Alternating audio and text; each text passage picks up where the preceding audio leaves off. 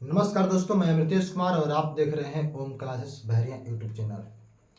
दोस्तों, यह चैनल एक एजुकेशन का चैनल है और इस चैनल पर आपको डेली जो है कुछ न कुछ सीखने को मिलता है। और आज के सेशन में, आज के वीडियो में हम लोग पढ़ने वाले हैं क्लास 9th का ज्योग्राफी। हाँ बच्चों, आज हम लोग पढ़ने वाले हैं क्लास 9th का ज्योग्राफी। जैसा कि आप बोर्ड पे देख सकते हो, लिखा हुआ है स्थिति एवं विस्तार। सवाल ये बच्चों की अध्याय 1 है और अध्याय 1 के 1 में हम लोग पढ़ने वाले हैं स्थिति एवं विस्तार। सवाल यह है कि स्थिति एवं विस्तार किसका है? तो भारत का। किसका पढ़ेंगे हम लोग? भारत का स्थिति एवं विस्तार। भारत का स्थिति एवं विस्तार पढ़ने वाले हैं हम लोग। बच्चों, इस चैप्टर को शुरू करने से पहले हम लोग कुछ महत्वपूर्ण तथ्यों पर प्रकाश डाल लेते हैं। ये ऐसे महत्वपूर्ण तथ्य हैं जो अपने आप में भारतीय इतिहास को, भारतीय संस्कृति को गौरवशाली बनाते हैं। तो बच्चों, यहाँ पे हमने कुछ महत्वपूर्ण तथ्य लिखा है, ध्यान से देखिएगा और इन तथ्यों को याद कर लीजिएगा और अपने नोट्स में भी इसको नोट कर लीजिएगा, ठीक है। तो बच्चों, यहाँ पे देख सकते हैं कि कुछ महत्वपूर्ण तथ्य में पहला तथ्य है भारत एक विशाल देश है। बच्चों, ये जो अपना भारत देश है, चलिए थोड़ा सा मैप बनाने का हम प्रयास कर रहे हैं। ये जो अपना भारत देश है बच्चों, ये जो अपना भारत देश है, ये हो गया भारत। ये जो अपना भारत देश है एक बहुत विशाल देश है। कैसा देश है? विशाल। विशाल मतलब बड़ा होता है, विशाल देश है। भारत कैसा देश है? तो विशाल देश है। विशाल मतलब होता है बड़ा देश है। बात समझे ना? भारत एक विशाल देश है। बच्चों, विशाल देश भारत को इसलिए कहा जाता है, भारत को विशाल देश इसलिए कहा जाता है क्योंकि पूरे विश्व में यदि हम देखें तो एक बड़े देश की श्रेणी में भारत का स्थान 7वां है, 7वां। और यह 7वां क्रम जो है भारत का क्षेत्रफल के दृष्टि से है। यानी पूरे विश्व में भारत को देखा जाए तो क्षेत्रफल की दृष्टि से 7वें स्थान पर आता है, 7वें स्थान पर आता है। बच्चों, आगे क्लास में इसके बारे में विस्तृत जो है चर्चा की जाएगी।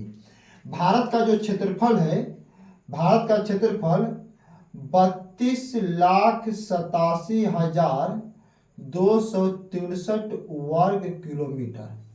देखिए बच्चों, भारत का जो क्षेत्रफल है कितना है? तो 32,87,263 वर्ग किलोमीटर। बच्चों, इस पर हम लोग आगे चर्चा करेंगे। बस इतना आप जानिए कि दुनिया में भारत एक ऐसा देश है जो विशाल देश है। विशाल कहने का केवल कारण बस क्षेत्रफल नहीं है। दुनिया में 7वां स्थान है तो इसलिए विशाल नहीं हुआ। और देखिए विशाल होने का कारण क्या है। भारत प्राकृतिक नेचुरल ढंग से, भारत संस्कृति विविधता वाला देश है। बात समझे? कहने का मतलब कि यह भारत जो है बच्चों ना, यहाँ पे अगर देखा जाए प्राकृतिक को, भारत में देखा जाए प्राकृतिक को, तो आप देख सकते हो कि भारत एक ऐसा देश है कि यह प्राकृतिक से संपन्न देश है, प्राकृतिक से परिपूर्ण देश है, संपन्न देश है ना। कैसे? तो यहाँ पे आप देख सकते हो कि नदी देखा जाता है। भारत में अनेकों नदियाँ पाई जाती हैं। भारत में पर्वत भी देखे जाते हैं, पहाड़ भी देखे जाते हैं। बात समझिएगा ध्यान से। पर्वत, पहाड़, नदी, झील भी भारत में है। भारत में झरना भी है। भारत के अलग अलग क्षेत्रों में वन का अलग अलग विस्तार भी है। भारत में प्राकृतिक ढंग से देखा जाए तो बहुत सारे जीव प्राणी भी पाए जाते हैं। जीव प्राणी भी भारत में बहुत सारे पाए जाते हैं। तो बच्चों, हम कह सकते हैं कि भारत जो है प्राकृतिक विविधता वाला देश है, प्राकृतिक विविधता वाला देश है। बच्चों, यहाँ पे एक शब्द आ रहा है विविधता। बच्चों, यहाँ पे एक शब्द आ रहा है विविधता। सवाल यह है कि विविधता मतलब क्या होता है? देखिए, विविधता मतलब होता है भिन्न भिन्न। क्या होता है? भिन्न भिन्न। विविधता मतलब क्या होता है? तो भिन्न भिन्न होता है। बच्चों, याद कर लीजिएगा। तो भारत एक जो है प्राकृतिक विविधता वाला देश है। प्राकृतिक विविधता मतलब कि भारत में प्रकृति का एक विशाल स्वरूप देखा जा सकता है। अभी आपको बताए ना कि भारत में नदी भी है, पर्वत है, पहाड़ है, झील है, झरना है। भारत के अलग क्षेत्रों में वन का अलग अलग विस्तार है। भारत में बहुत सारे जीव प्राणी पाए जाते हैं। भारत में अनेकों प्रकार के पेड़ पौधे पाए जाते हैं, पेड़ पौधे पाए जाते हैं। बच्चों, पूर्ण रूप से देखा जाए तो भारत प्राकृतिक से संपन्न देश है। प्राकृतिक से क्या है? तो एक संपन्न देश है। भारत एक ऐसा देश है जहाँ पे हर तरह का जीव प्राणी पेड़ पौधे पाए जाते हैं। बात समझे? इसलिए कह सकते हैं कि भारत जो है प्राकृतिक विविधता वाला देश है। भारत कैसा देश है? तो प्राकृतिक विविधता वाला देश है। बच्चों, और बात करें हम भारत में और बात करें तो देखिए एक शब्द और लिखा गया है यहाँ पे कि भारत जो है सांस्कृतिक विविधता वाला देश है। सांस्कृतिक विविधता वाला देश है। कहने का तात्पर्य है कि उत्तर से लेके बच्चों, भारत में उत्तर से लेके दक्षिण तक, इधर पूरब से लेके इधर पश्चिम तक। ध्यान से समझिएगा, भारत में उत्तर से लेके दक्षिण तक, पूरब से लेके पश्चिम तक देखा जाए तो भारत में अनेकों प्रकार के संस्कृति देखी जा सकती है। देखिए, भारत में फिलहाल वर्तमान में देखा जाए तो भारत को फिलहाल में 28 राज्यों में बांटा गया है। 28 राज्य, 8 केंद्र शासित प्रदेशों में बांटा गया है। तो बच्चों, 28 राज्य और 8 जो केंद्र शासित प्रदेश हैं भारत में, वहाँ पे आप देख सकते हैं कि अनेकों प्रकार की संस्कृति देखी जा सकती है। अलग अलग राज्यों की अलग अलग संस्कृति है। संस्कृति में कहने का तात्पर्य यह है कि कहीं के लोग जो है दुर्गा पूजा करते हैं, कहीं के लोग छठ पूजा करते हैं, कहीं के लोग जो है मुहर्रम मनाते हैं, कहीं ईद मनता है, तो कहीं भारत में जो है बौद्ध धर्म को मानने वाले लोग हैं, तो कहीं जैन धर्म को मानने वाले लोग हैं, तो कहीं हिंदू धर्म को मानने वाले लोग हैं, तो कहीं इस्लाम धर्म को मानने वाले लोग हैं। अर्थात हम कह सकते हैं कि भारत जो है संस्कृति परंपराओं से एक परिपूर्ण देश है। अर्थात भारत में अनेकों प्रकार की भाषाएं पाई जाती हैं, अनेकों प्रकार की पूजा पाठ की पद्धति देखी जा सकती है, अनेकों प्रकार की देखा जाए तो भारत में देवी देवताओं का मूर्ति बनाकर लोग उसको पूजते हैं। मतलब अपने अपने ढंग से यहाँ भारत में अनेकों परंपराओं को देखा जा सकता है। तो हम कह सकते हैं कि भारत जो है अलग अलग परंपराओं वाला देश है, अलग अलग संस्कृतियों वाला देश है। बात समझे? इसके बाद बच्चों, अगर तीसरे टॉपिक की हम बात करें, यहाँ पे देखिए ध्यान से, तीसरा टॉपिक क्या है? पहला टॉपिक हो गया, दूसरा टॉपिक हो गया, तीसरा टॉपिक यहाँ पे लिखा गया कि सिंधु घाटी सभ्यता। बच्चों, दुनिया की प्राचीनतम सभ्यताओं में से एक सिंधु घाटी सभ्यता है। अब थोड़ा सा यहाँ पे चर्चा कर दे रहे हैं कि दुनिया की प्राचीन सभ्यता, इसको याद कर लीजिएगा। अभी तो आपके बुक में दिया नहीं है, 9th क्लास में नहीं दिया है, लेकिन जब चर्चाएं हो रही हैं तो उस क्रम में बातों को समझना भी चाहिए और लिख लेना भी चाहिए। तो आप लोग इसको भी नोट कर लीजिएगा। बच्चों, दुनिया की प्राचीन सभ्यता, देखिए पहला तो हम लोग अभी देखें सिंधु घाटी की सभ्यता, याद कर लीजिएगा और लिख भी लीजिएगा। सिंधु घाटी की सभ्यता ये दुनिया की प्राचीन सभ्यताओं में से एक है। दूसरा लिख लीजिएगा मेसोपोटामिया की सभ्यता, लिख लीजिएगा बच्चा, मेसोपोटामिया की सभ्यता। और तीसरा है बच्चों, तीसरा है मिस्र की सभ्यता, मिस्र की सभ्यता। और बच्चों चौथा है चीन की सभ्यता। चौथा क्या है? तो चीन की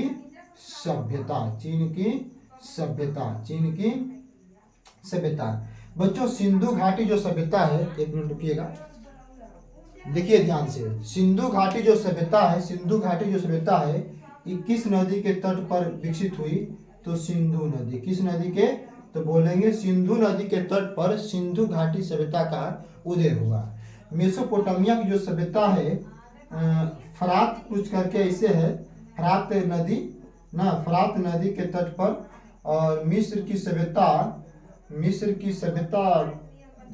बच्चों यहाँ पे स्क्रीन पे देखिए ध्यान से, यहाँ पे लिखा हुआ आ रहा होगा।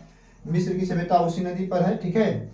चीन की सभ्यता जो है देखिए, मिस्र की सभ्यता स्क्रीन पर क्या देखना है बता दे रहे हैं आपको, नील नदी। कौन नदी? नील नदी। और ये जो चीन की सभ्यता है ना, हुआंग नदी कुछ करके ऐसे है, ठीक है।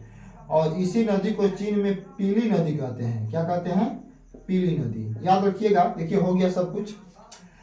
सिंधु घाटी की सभ्यता किस नदी पर है? तो सिंधु नदी पर है। मेसोपोटामिया की सभ्यता किस नदी पर है? फरात या दजला नदी, ऐसे कुछ करके आता है। मिस्र की सभ्यता जो है नील नदी, और चीन की सभ्यता जो है हुआंग नदी, जिसको चीन में पीली नदी के नाम से भी जाना जाता है। तो बच्चों अभी हम बात कर रहे थे कि सिंधु घाटी सभ्यता का विकास कहाँ हुआ? तो भारत में। यदि आपसे प्रश्न कर दे कि ये बताइए कि सिंधु घाटी का सभ्यता निम्नलिखित में किस देश में विकसित हुआ?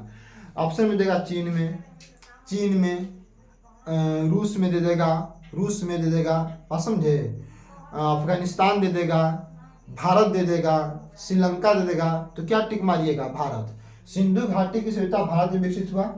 बच्चों कहाँ विकसित हुआ, किधर विकसित हुआ, इस पर थोड़ा सा चर्चा कर दे रहे हैं, क्योंकि बातें हो ही रही है तो अच्छी तरह से होए, ठीक है। इसको साफ कर दे रहे हैं और इस पर चर्चा कर रहे हैं। बच्चों अपना नोट्स जो है अच्छी तरह से सजा कर बनाइएगा, क्योंकि अभी आप जो नोट्स बनाइएगा ना, वही जो है फ्यूचर में आपको पढ़ने में काम देगा। बात समझे?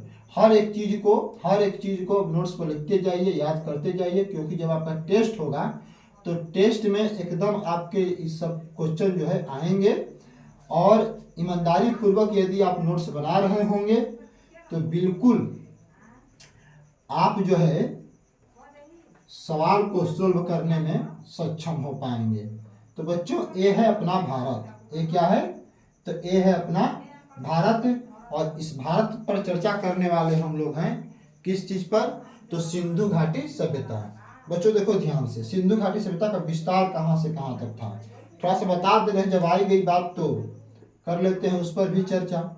सिंधु घाटी सभ्यता का विस्तार, बात समझे? सिंधु घाटी सभ्यता का विस्तार। बच्चों सिंधु घाटी सभ्यता का विस्तार देखिए ध्यान से। इस साइड में एक मानसरोवर झील है, बात समझे? मानसरोवर झील है। और इसी मानसरोवर झील से बच्चों जम्मू कश्मीर होते हुए, पाकिस्तान होते हुए अरब सागर, यहाँ पे कौन सागर है? अरब सागर में एक नदी गिरती है जिसका नाम है सिंधु नदी। क्या नाम है? तो जिसका नाम है सिंधु नदी। बच्चों ध्यान दीजिएगा कि इसी नदी के इर्द गिर्द में, इसी नदी के आसपास में, इस साइड में, समझे ना, इसी नदी के आसपास में जिस सभ्यता का विकास हुआ, आसपास में, बात समझे ना, जिस सभ्यता का विकास हुआ उसको ही सिंधु सभ्यता कहा गया। बात समझ रहे हैं ना? बोल रहा है कि सिंधु नदी के इर्द गिर्द, सिंधु नदी के आसपास में जिस सभ्यता का विकास हुआ उसको सिंधु सभ्यता के नाम से जाना जाता है। एक बात समझ गए कि सिंधु सभ्यता का विकास कहाँ हुआ? तो सिंधु नदी के इर्द गिर्द हुआ। बात समझे? और आगे बढ़ते हैं, इसको साफ करके और आगे बढ़ते हैं। बच्चों ध्यान से देखिएगा और समझने का पूर्णतः प्रयास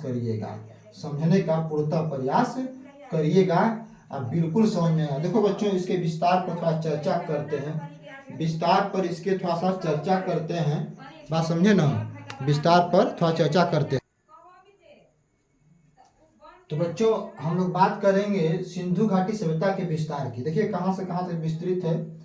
ये आपके मतलब इसमें नहीं पढ़ना है, थोड़ा सा चर्चा बस हो रहा है तो कर दे रहे हैं। देखिए सिंधु घाटी सभ्यता का विस्तार यहाँ से महाराष्ट्र से यूपी में जाता है आलमगीरपुर। यूपी आलमगीरपुर याद करिएगा। यूपी में आलमगीरपुर तक, और उसके बाद जम्मू कश्मीर में एक जगह है मांडा, मांडा, ये जम्मू कश्मीर कौन जगह है बच्चा? तो जम्मू कश्मीर, जे के मतलब समझा जम्मू कश्मीर, जम्मू कश्मीर मांडा तक, आलमगीरपुर तक आहे महाराष्ट्र में गोदावरी, ठीक है। इसके बाद यहाँ से इधर जो अभी का पाकिस्तान है, इस साइड में एक जगह है बलूचिस्तान, बलूचिस्तान, बलूचिस्तान तक, बस समझे ना। यहाँ तक ऐसे जो है विस्तार किसका है? तो सिंधु घाटी सभ्यता का विस्तार है। सुन लीजिएगा ध्यान से, सिंधु घाटी सभ्यता इधर जो है महाराष्ट्र तक, इधर यूपी तक फैला हुआ है, जम्मू कश्मीर तक फैला हुआ है, और पाकिस्तान वाला जो साइड है बलूचिस्तान वहां तक फैला हुआ है। बच्चों एक चीज और समझ लीजिएगा, यहाँ पे जब बात आ गई तो बता ही दे रहे हैं। यन मतलब होता है उत्तर, नॉर्थ, और यहाँ पे याद करें कि एस मतलब साउथ, ठीक है। यानी उत्तर से लेकर दक्षिण तक सिंधु सभ्यता का विस्तार की बात की जाए, सिंधु सभ्यता के विस्तार की बात की जाए तो बच्चों 1400 किलोमीटर, यानी यहाँ से लेके यहाँ तक, यहाँ से लेके यहाँ तक कोई चीज है पूर्व से पश्चिम, यानी वेस्ट और ईस्ट। अभी हम बात कर रहे हैं क्या? उत्तर से दक्षिण, मतलब कि नॉर्थ और साउथ। तो नॉर्थ से लेके साउथ तक 1400 किलोमीटर, 1400 किलोमीटर। और यह जो सिंधु सभ्यता है, याद रखिएगा सिंधु सभ्यता जो है, यहाँ पे देखिए तीसरा पॉइंट लिखा है ना, सिंधु सभ्यता जो है इसका तो पूर्णतः भारत में विकास हुआ। बहुत सारे बच्चों के दिमाग में गुरु जी बलूचिस्तान कैसे आ गया, ये कहाँ भारत का हिस्सा है? तो भैया पहले जो पाकिस्तान था इसका जन्म नहीं हुआ था, बंटवारा के बाद ना पाकिस्तान बना। तो पाकिस्तान भी पूर्णतः देखा जाए तो अखंड भारत का ही हिस्सा था, पाकिस्तान भी अखंड भारत का ही हिस्सा था। तो उस समय की हम बात कर रहे हैं, बात समझे ना। तो पाकिस्तान भी भारत का हिस्सा था, समझे। तो याद करके रखिएगा कि सिंधु सभ्यता जो है, सिंधु घाटी सभ्यता जो है उत्तर से लेकर दक्षिण तक उसका जो विस्तार है 1400 किलोमीटर। और बच्चों इस तरह देखा जाए वेस्ट और ईस्ट, मतलब कि पूर्व से पश्चिम तक तो 1600 किलोमीटर। याद कर लीजिएगा सिंधु घाटी सभ्यता का विस्तार, सिंधु घाटी सभ्यता का विस्तार उत्तर से दक्षिण तक कितना है? 1400 किलोमीटर। लिख लीजिए वाक्य बनाकर, सिंधु घाटी सभ्यता का विस्तार उत्तर से दक्षिण तक 1400 किलोमीटर और पूर्व से पश्चिम तक 1600 किलोमीटर। यहाँ पे देखिए चित्र में है ना, चित्र को भी समझने का प्रयास करिएगा बच्चों। इसके बाद हम लोग आगे बढ़ते हैं, अगला टॉपिक देख सकते हैं। चौथा क्या है? चौथा देखिए टॉपिक क्या है बच्चों? तो चौथा टॉपिक है कि बिहार एक ऐसा राज्य था ना, भारत का ही एक राज्य है बिहार। अभी देखिए बिहार की जब बात आई तो आज कई तारीख है? तो आज आपका 24 तारीख है। कब तारीख है? 24। बच्चों अभी आपका एक पॉइंट बिहार में बन रहा है, बिहार से एक पॉइंट आ गया कि 22 मार्च को बिहार दिवस मनाया गया। 22 मार्च को क्या मनाया गया? तो बिहार दिवस मनाया गया। देखिए बिहार आया तो बस एक बात आ गया, ठीक है, पॉइंट आ गया कि बिहार दिवस किस तारीख को मनता है? तो 22 मार्च को, प्रत्येक वर्ष 22 मार्च को बिहार दिवस। अब इसके पीछे इतिहास पूछिएगा तो देखिए एक भारत में एक प्रांत हुआ करता था, थोड़ा सा बता दे रहे हैं, चर्चा कर दे रहे हैं, उसके बाद तो फिर पढ़ना ही है ना, चर्चा कर दे रहे हैं। भारत में एक प्रांत हुआ करता था, प्रांत मतलब होता है राज्य, ठीक है। भारत में एक प्रांत हुआ करता था, उस प्रांत का नाम था बंगाल। क्या नाम था बच्चों? बंगाल। एक बहुत बड़ा प्रांत हुआ करता था। आप पढ़े होंगे इतिहास में कि लॉर्ड कर्जन का नाम सुने हैं ना, 1905 में बंगाल का विभाजन करवाया था। तो उसी बंगाल की हम बात कर रहे हैं।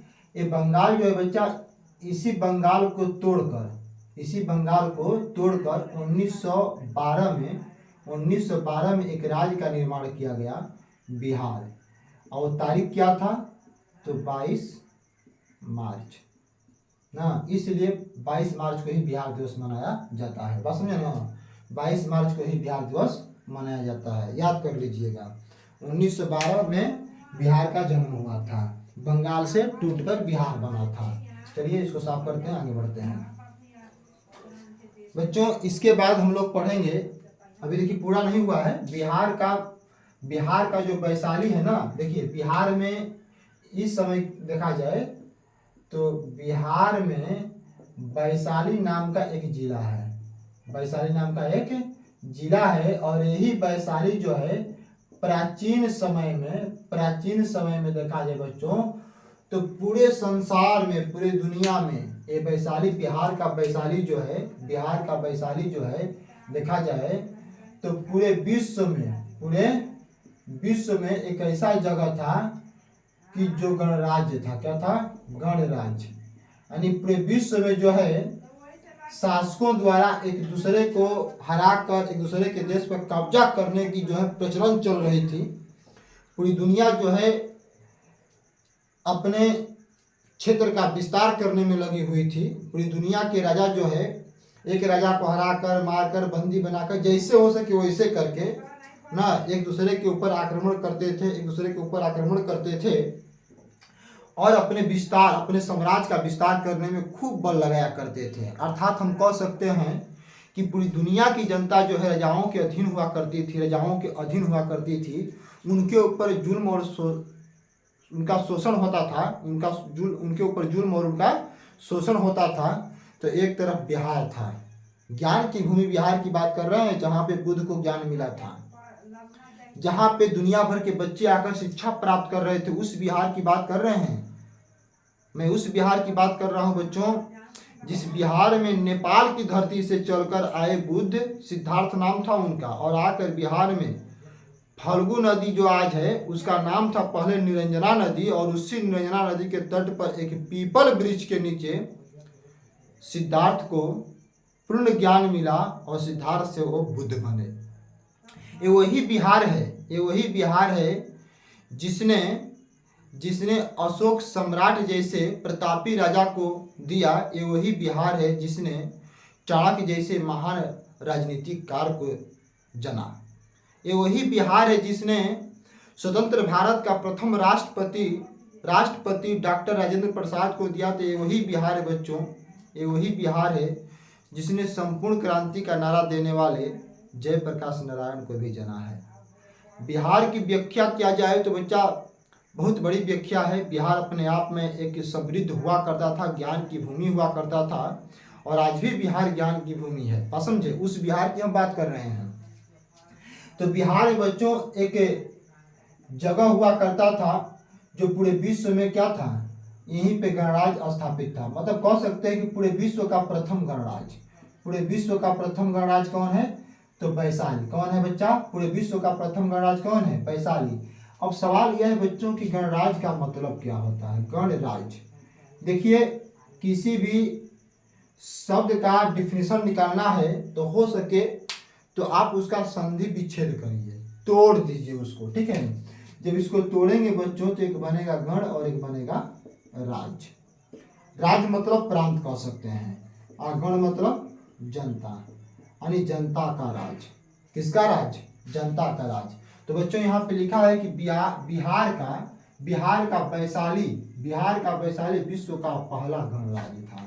तो अपने बिहार का वैशाली जो आज का जिला है वही विश्व का पहला गणराज्य था। वैशाली में गणराज्य स्थापित था, जनता के शासन को स्थापित किया गया था। उस दौर में, जिस दौर में दुनिया भर के शासक एक दूसरे देश पर आक्रमण करके अपने साम्राज्य के विस्तार में लगे हुए थे, उस दौर में बिहार के वैशाली में गणराज्य स्थापित था। बच्चों ये बिहार का गौरवशाली इतिहास है, बात समझे। उसके बाद पांचवा टॉपिक है बच्चों, चौथा हो गया, पांचवा टॉपिक है भारत के नाम पर ही। देखिए ध्यान से, बहुत इंपॉर्टेंट टॉपिक है, बहुत मस्त टॉपिक है बच्चों। ये अपना जो भारत है, समझे, ये जो अपना भारत है, भारत के दक्षिण में एक सागर है बच्चा, एक बहुत विशाल सागर है जिसका नाम है हिंद महासागर। ध्यान दीजिएगा, भारत के दक्षिण में एक सागर है जिसका नाम है हिंद महासागर। बच्चों इस हिंद महासागर का नाम भी, देखिए ध्यान से, भारत के नाम पर एक महासागर का नाम पड़ा जिसका नाम क्या है? तो हिंद महासागर। इसी भारत के नाम पर ही हिंद महासागर का नाम पड़ा है बच्चों, हिंद महासागर का नाम पड़ा है। और यह हिंद महासागर जो है, यह हिंद महासागर जो है, यह हिंद महासागर जो है दक्षिण एशिया में, किधर बच्चा, तो दक्षिण एशिया में, दक्षिण एशिया में भारत के स्थिति को दर्शाता है। अब यहाँ दक्षिण एशिया कह रहा है, एशिया क्या है, तो एशिया एक महादेश है। पूरे पूरे पृथ्वी पर 7 महादेश हैं, 7 महाद्वीप है, बात समझे ना। उसी महाद्वीप में सबसे बड़ा महाद्वीप, उन्हीं 7 महाद्वीपों में सबसे बड़ा महाद्वीप कौन है, एशिया, याद करके रखिएगा। 7 महाद्वीपों में सबसे बड़ा महाद्वीप कौन है भैया, तो एशिया है। और यह एशिया महाद्वीप का जो दक्षिणी भाग है, जो दक्षिण एशिया है, दक्षिण एशिया है, उसकी हम बात कर रहे हैं, बात समझे। तो हिंद महासागर जो है, हिंद महासागर, हिंद महासागर दक्षिण एशिया में भारत के स्थिति को दर्शाता है, भारत के स्थिति को दर्शाता है, याद करके रखिएगा।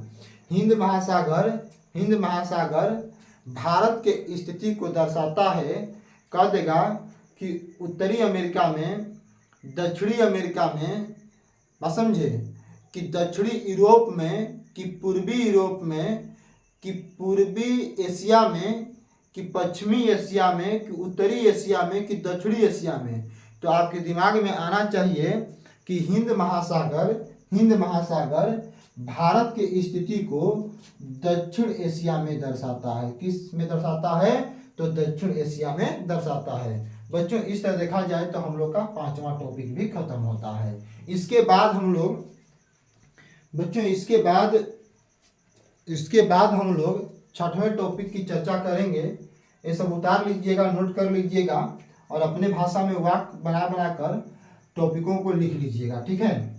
आगे हम लोग देखते हैं बच्चों, आगे क्या है, छठवां टॉपिक, ठीक है, उस पर भी चर्चा कर लेते हैं, उस पर भी चर्चा कर लेते हैं।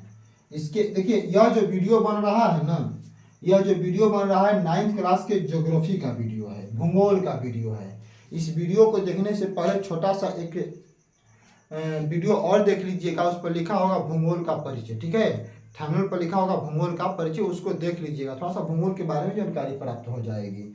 यहाँ पे बच्चों 6वां टॉपिक है, 6वां टॉपिक है बढ़ती जनसंख्या, बढ़ती हुई जनसंख्या भारत के सर्वांगीण विकास में बाधक है। थोड़ा ध्यान दीजिए बच्चों, बाधक कैसे है, तो ये अपना भारत जो है, ये अपना जो भारत है बच्चों, ये अपना जो भारत है, यहाँ पे भारत में जो है जनसंख्या तीव्र गति से बढ़ रही है। जनसंख्या जो है तीव्र गति से बढ़ रही है। और जनसंख्या के वृद्धि में देखिए, जनसंख्या वृद्धि होने के कारण ही क्या होता है कि जनसंख्या जैसे जैसे बढ़ेगी संसाधनों में कमी आएगा, संसाधनों में कमी आएगा, और संसाधनों में कमी आएगा बच्चों। उसके बाद जनसंख्या वृद्धि से संसाधनों में तो कमी ये करेगा, संसाधनों में क्या आएगा, कमी आएगा, संसाधनों में कमी आएगा। उसके बाद वस्तुओं के मूल्य में वृद्धि होगी, वस्तुओं के मूल्य में क्या होगी, तो वृद्धि होगी। इस तरह देखा जाए बच्चों तो भारत में जनसंख्या तीव्र गति से बढ़ रही है, तीव्र गति से बढ़ रही है, बात समझे। अगर 2011 के अनुसार हम बात करें, 2011 के अनुसार हम बात करें, 2011 नहीं 2001 के अनुसार यदि हम बात करें तो भारत की जनसंख्या लगभग जो है 102 करोड़ के आसपास थी। कितना थी, तो लगभग 102 करोड़ के आसपास थी। और आज हम बात करें 2025 की बच्चों, 2025 की बात करें तो भारत की जनसंख्या जो है ना 100 लगभग जो है 40 करोड़ से ऊपर है, समझ में ना। यानी कह सकते हैं कि 140 या कहीं कहीं इस समय बताया जाता है 150, इतनी जनसंख्या इस समय जो है भारत में बढ़ चुकी है। तो जैसे जैसे जनसंख्या बढ़ेगी, जैसे जैसे जनसंख्या बढ़ेगी, संसाधनों में कमी होगा और वस्तुओं के मूल्य में वृद्धि होगा, जिसके कारण विकास की गति जो है धीमी हो जाती है। तो जनसंख्या वृद्धि से होता क्या है बच्चों, तो जनसंख्या वृद्धि से विकास की गति धीमी होती है। नोट कर लीजिएगा कि भारत में जनसंख्या वृद्धि इतनी तीव्र गति से हो रही है कि भारत का सर्वांगीण जो विकास है वो रुक गया है। क्या हो गया है? तो रुक गया है। तो प्रश्न करेगा कि भारत के सर्वांगीण विकास में सबसे बड़ा बाधक क्या है? तो कहिएगा कि भारत के सर्वांगीण विकास में सबसे बड़ा बाधक जनसंख्या वृद्धि है। बात समझे? तो इसको पढ़कर आपको क्या लग रहा है कि जनसंख्या ऐसे ही बढ़ती रहेगी तो क्या भारत विश्व गुरु बन जाएगा? नहीं बन पाएगा। बात समझे ना? कहने को तो हम लोग विश्व गुरु का संज्ञा लेते हैं, लेकिन ऐसे ही जनसंख्या बढ़ती रही तो भारत कभी भी विकसित देश नहीं बन सकता है, कभी बन नहीं सकता है। देखिए, विकास का मतलब होता है, सबसे बड़ा चीज तो देखिए विकास के लिए शिक्षा चाहिए, एजुकेशन। और एजुकेशन जैसे ही भारत में परिपूर्ण होगा, जनसंख्या में नियंत्रण शुरू हो जाएगा। बात समझे ना? जनसंख्या में नियंत्रण शुरू हो जाएगा। तो बच्चों, इस तरह से हम लोगों ने 6 टॉपिकों को समझा, और यह टॉपिक जो है अपने आप में बहुत महत्वपूर्ण टॉपिक है। और एक और याद रखिएगा आप लोग कि यह जो वीडियो है पार्ट 1 है, क्लास 9th का है। और क्या है बच्चों? तो जियोग्राफी है। क्या है? जियोग्राफी है, भूगोल है। क्या है बच्चों? तो भूगोल का यह वीडियो बन रहा है। और याद रखिए कि ध्यानपूर्वक नोट्स बनाइएगा, खूब अच्छी तरह से नोट्स बनाइएगा। आज हम लोग इतना पर चर्चा किए। अगले क्लास में बच्चों हम लोग जो है चर्चा करेंगे, क्या बोला है कि स्थिति एवं विस्तार, भारत के स्थिति एवं विस्तार के बारे में अगले क्लास में पूर्णतः हम लोग पढ़ेंगे, जिसमें हम लोग अच्छी तरह से ग्लोब को समझने का, जिसमें हम लोग कैसे समझेंगे? तो ग्लोब को समझेंगे। ग्लोब समझे ना? ग्लोब को समझेंगे, अक्षांश को समझेंगे, देशांतर को समझेंगे, विषुवत रेखा को समझेंगे। क्यों समझेंगे? विषुवत रेखा को समझेंगे, कर्क रेखा को समझेंगे, मकर रेखा को समझेंगे बच्चों। और ग्लोब पर भारत के स्थिति को समझने का हम लोग प्रयास करेंगे। तो दूसरा वीडियो भी अपने आप में बहुत महत्वपूर्ण वीडियो होने वाला है, क्योंकि दूसरा वीडियो में ही आपको पूर्णतः भारत की स्थिति समझ में आने वाली है। तो बच्चों, मैं आशा करता हूं कि इस वीडियो को आप अच्छी तरह से देख रहे होंगे और समझने का प्रयत्न कर रहे होंगे। हाँ, एक चीज़ और बच्चों याद रखिएगा कि यदि आपको समझ में नहीं आए ना, तो कमेंट में लिख दीजिएगा। अगर मान लीजिए कहीं कोई टॉपिक गलत लिख दिए हों, या कहीं मतलब गलत कोई पॉइंट हमने बोल दिया है, तो उसको कमेंट में लिख दीजिएगा, उसको सुधारने का प्रयास किया जाएगा। धन्यवाद।